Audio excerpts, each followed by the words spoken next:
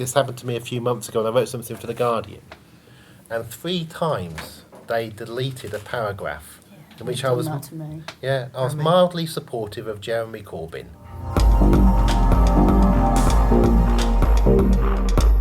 And it's because they think, and often the journalists I'm involved with when I do something on telly, they're on the far left of what is allowed in their world. This is what class struggle looks like. It looks like, a group of people, particular groups of people, using the media as far as possible to propagate their own view of the world, to present their view of the world and their interest as normal, and making sure that others are kind of excluded from that. I was really quite shocked when I got to The Guardian exactly how kind of insular they all are, about how few people went to comprehensive school.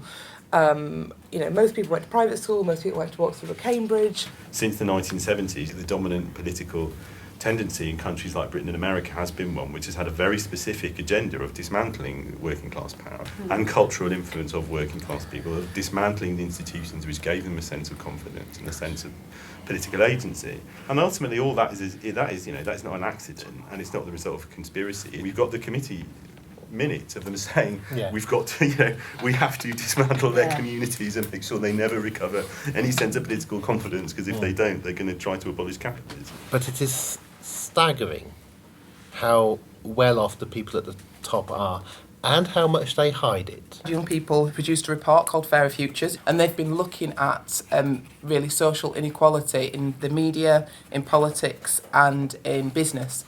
We had so many responses from working class people who struggled to get into the media. The biggest kind of journalism school in the UK now is City University, and to study a 9-month postgraduate MA there is £10,000 in fees alone. You can go back to the 18th century. What has never worked for any kind of radical, popular, working class or democratic movement is thinking that somehow you're going to persuade the existing dominant media to support you. You're going to persuade them to stop attacking you. I mean, that's what they're there for. What always has to happen, you always have to create your own media.